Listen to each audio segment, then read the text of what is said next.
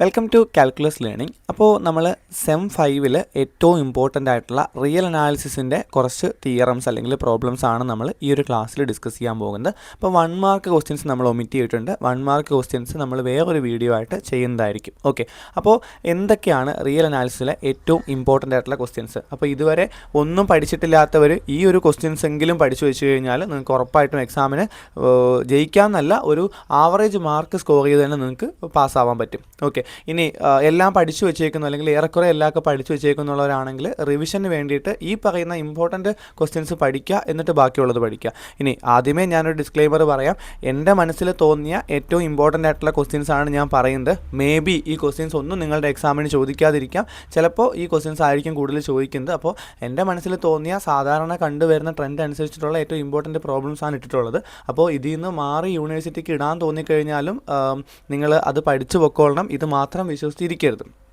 പിന്നെ ചിലതിലൊക്കെ നിങ്ങൾക്ക് തോന്നും എല്ലാ പ്രോബ്ലംസും എല്ലാ തിയറംസും ഉൾപ്പെടുത്തിയിട്ടുണ്ടല്ലോ എന്ന്, ചിലതിൽ തോന്നും ഈ തിയറം ഒന്നും ഇല്ലല്ലോ എന്ന്. ഓക്കെ, അപ്പോൾ ഞാനൊരു ഇമ്പോർട്ടൻ്റ് ആയിട്ടുള്ളതെന്ന് തോന്നിയിട്ടുള്ള സാധനങ്ങൾ ഇട്ടേക്കുന്നത്. അപ്പോൾ ചിലതൊക്കെ കൂടുതലുണ്ട്, ചിലതൊക്കെ ഒന്നും ഇടാതെ ഇരുന്നിട്ടുണ്ട്. ഓക്കെ, അപ്പോൾ അതെൻ്റെ ഒരു വീക്ഷണകോണിൽ നിന്ന് ഇട്ടിട്ടുള്ളതാണ്. ക്ലിയർ? ഓക്കെ, അപ്പോൾ നമുക്ക് ഓരോ മൊഡ്യൂളിലായിട്ട് ഇമ്പോർട്ടൻറ്റ് ക്വസ്റ്റ്യൻസ് നോക്കാം. അതിന് മുന്നേ ഞാൻ മുന്നേയും പറഞ്ഞിട്ടുള്ളതുപോലെ നമുക്ക് ഫുൾ S5-ൻ്റെ ക്ലാസ്സസ് അവൈലബിൾ ആണ്. എല്ലാ പേപ്പറുകളുടെയും ക്ലാസ്സസ് അവൈലബിൾ ആണ്. 10 മണിക്കൂറിനുള്ളിൽ നമ്മൾ സിലബസ് കംപ്ലീറ്റ് ചെയ്യും. അതായത് ഇന്ന് തന്നെ നമ്മുടെ ക്ലാസ്സിൽ റിയൽ അനാലിസിസിൽ ജോയിൻ ചെയ്താൽ പോലും അത് പഠിച്ചു തീർക്കാൻ പറ്റും. അറ്റ്ലീസ്റ്റ് നമുക്ക് റിയൽ ഇല്ലെങ്കിൽ ബാക്കി പേപ്പേഴ്സിൽ ജോയിൻ ചെയ്തിട്ട് ക്ലാസ് കണ്ടു തീർക്കാൻ പറ്റും. എല്ലാ പേപ്പറിൻ്റെയും ക്ലാസ്സുകൾ 10 മണിക്കൂറിനുള്ളിലുള്ള റെക്കോർഡഡ് ക്ലാസ്സുകളായിരിക്കും. ഇപ്പോൾ നിങ്ങൾക്ക് ക്ലാസ് കണ്ടു തീർക്കാൻ പറ്റും. പ്രൈസ് ഡിസ്കൗണ്ട് പ്രൈസാണ്, വളരെ കുറഞ്ഞ പ്രൈസ് മാത്രമാണ് വരുന്നത്. ഒരു പേപ്പറിന് 1500 രൂപയാണ്. 5 പേപ്പർ എടുത്താൽ 4 പേപ്പറിൻ്റെ പൈസ മാത്രം തന്നാൽ മതി. അപ്പോൾ 1500 രൂപയ്ക്ക് ഒരു പേപ്പർ മുഴുവൻ നിങ്ങൾക്ക് പഠിക്കാൻ പറ്റും. ഓക്കെ, അപ്പോൾ നമുക്ക് ഓരോ മൊഡ്യൂളിൻ്റെ ആയിട്ട് നോക്കാം. ഇനി നിങ്ങൾക്ക് നോട്ട്സ് മാത്രം മതി എന്നുണ്ടെങ്കിൽ നോട്ട്സിന് മാത്രം ഒരു പേപ്പറിന് 500 രൂപയായിരിക്കും വരുന്നത് കേട്ടോ. 5 പേപ്പറിന് മേടിക്കുകയാണെങ്കിൽ 4 പേപ്പറിൻ്റെ പൈസ തന്നാൽ മതി. നമുക്ക് ഇമ്പോർട്ടൻറ്റ് ക്വസ്റ്റ്യൻസ് നോക്കാം. ഒന്നാമത്തെ മൊഡ്യൂളിൽ അബ്സല്യൂട്ട് വാല്യൂ തിയറം, അതിന് മുന്നേ ഓർഡർ പ്രോപ്പർട്ടീസ് ഒക്കെ ഉണ്ട്, അതൊക്കെ നോക്കുന്നത് നല്ലതാണ്. ഏറ്റവും ഇമ്പോർട്ടൻ്റ് ആയിട്ട് വരുമ്പോൾ അബ്സല്യൂട്ട് വാല്യൂ എന്ന് പറഞ്ഞതിന് ശേഷം കുറച്ച് തിയറംസ് പറയുന്നുണ്ട്. അതിൽ തന്നെ ഏറ്റവും ഇമ്പോർട്ടൻ്റ് ആയിട്ട് ട്രയാങ്കുലർ ഇനീക്വാലിറ്റി പറയുന്നുണ്ട്. ട്രയാങ്കിൾ ഇനീക്വാലിറ്റി വളരെ ഇമ്പോർട്ടൻ്റ് ആണ്. അതേപോലെ ബാക്കി അബ്സല്യൂട്ട് വാല്യൂൻ്റെ തിയറംസും ഒക്കെ പഠിച്ചാൽ കുറേ കൂടി നല്ലതായിരിക്കും. Next, application of supremum property. സുപ്രീമം പ്രോപ്പർട്ടിയുടെ കുറേ ആപ്ലിക്കേഷൻസ് വരുന്നുണ്ട്. അതിനകത്ത് തന്നെ Archimedean property, density theorem, existence of root 2, ഈ 3 കാര്യങ്ങളും വളരെ ഇമ്പോർട്ടൻ്റ് ആണ്. അപ്പോൾ സുപ്രീമം പ്രോപ്പർട്ടിയുടെ ആപ്ലിക്കേഷൻസ് എല്ലാം പഠിക്കണം. Next, nested interval property, very very important. Uncountability of R uncountable ആണെന്ന് പറയുന്ന തിയറം. ഇത് രണ്ടും എളുപ്പമാണ്, നിങ്ങൾക്ക് പഠിച്ചാൽ കിട്ടുന്നേ ഉള്ളൂ കേട്ടോ. നെക്സ്റ്റ്, ക്യാരക്ടറൈസേഷൻ തിയറം, അത് അതിനേക്കാൾ എളുപ്പമാണ്. അപ്പോൾ ഈ 3 തിയറവും നിങ്ങൾ പഠിച്ചു വെച്ചേക്കുക. ഇതിൽ മിക്കവാറും 15 മാർക്കിൻ്റെ എസ്സേക്ക് ഇവന്മാരിൽ നിന്ന് വേണമെങ്കിൽ ഒരാളെ ചോദിക്കാം, അല്ലെങ്കിൽ നെസ്റ്റഡ് ഇൻ്റർവൽ പ്രോപ്പർട്ടിയോ അൺകൗണ്ടബിലിറ്റി ഓഫ് ആറോ ഒക്കെ ചോദിക്കാം. പിന്നെ 15 മാർക്കിൻ്റെ എസ്സേക്ക് തിയറവും പ്രോബ്ലവും ഒക്കെ ചോദിക്കും കേട്ടോ, സബ് ക്വസ്റ്റ്യനായിട്ട്. നെക്സ്റ്റ്, രണ്ടാമത്തെ മൊഡ്യൂൾ നോക്കുവാണെങ്കിൽ യുണീക്നെസ് ഓഫ് ലിമിറ്റ് യുണീക്കാണ്, സീക്വൻസിൻ്റെ ലിമിറ്റ് യുണീക്കാണെന്ന് പറയുന്നത് എക്സാമിന് ചോദിക്കാൻ പറ്റുന്ന ഒരു ക്വസ്റ്റ്യനാണ്. വേറെ കുറേ തിയറമൊക്കെ ഉണ്ട്, ഞാനത് ഒമിറ്റ് ചെയ്തിട്ടുണ്ട്. Next, convergent sequences are bounded എന്ന് പറയുന്ന ഒരു തിയറമുണ്ട്, അത് നിങ്ങൾക്ക് എക്സാമിന് ചോദിക്കാൻ പറ്റുന്നതാണ്.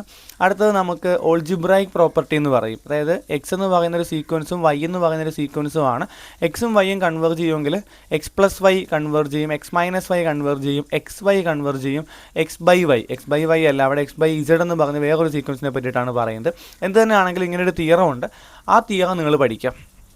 ഇനി അതിൻ്റെ കൂടെ വരുന്ന കുറച്ച് തിയറംസ് ആണ് തിയറം 3.2.4-ഉം തിയറം 3.2.5-ഉം. അതായത് ഒരു തിയറത്തിൽ പറയുന്നത് xn > 0 ആണെങ്കിൽ ലിമിറ്റ് xn > 0 ആയിരിക്കും.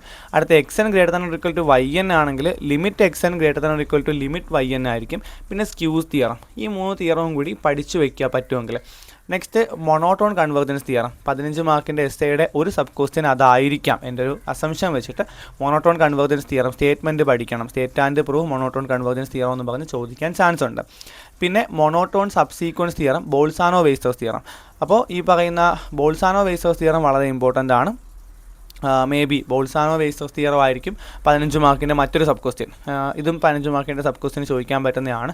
Cauchy convergence criterion. ഈ കോഷി കൺവെർജൻസ് ക്രൈറ്റീരിയൻ പറയുമ്പോൾ 2 ലെമ്മ വെച്ചിട്ടാണ് ഈ കോഷി കൺവെർജൻസ് ക്രൈറ്റീരിയൻ പ്രൂവ് ചെയ്യുന്നത്. അപ്പോൾ ആ ലെമ്മകൾ പഠിക്കണം. ഓക്കെ, ആ ലെമ്മകളുടെ സ്റ്റേറ്റ്മെൻറ്റ് പ്രൂഫും പഠിക്കണം. അപ്പോൾ ഈ കോഷി കൺവെർജൻസ് തിയറവും 15 മാർക്കിൻ്റെ എസ്സേക്ക് ചോദിക്കാൻ പറ്റുന്ന ക്വസ്റ്റ്യനാണ്. അപ്പോൾ അവസാനത്തെ 3 മോസ്റ്റ് പ്രോബബിളി എസ്സേ പാർട്ടിൽ വരാൻ ചാൻസ് ഉള്ള ക്വസ്റ്റ്യൻ. നെക്സ്റ്റ് മൊഡ്യൂൾ 3 കൺവർജൻസ് ടെസ്റ്റുകൾ പഠിക്കുക. കൺവർജൻസ് ടെസ്റ്റുകളും കോഷി ക്രൈറ്റീരിയൻ ഫോർ സീരീസും പഠിക്കുക. മൊഡ്യൂൾ 3 കൂടുതലും പ്രോബ്ലംസ് ചോദിക്കാനാണ് ചാൻസ്.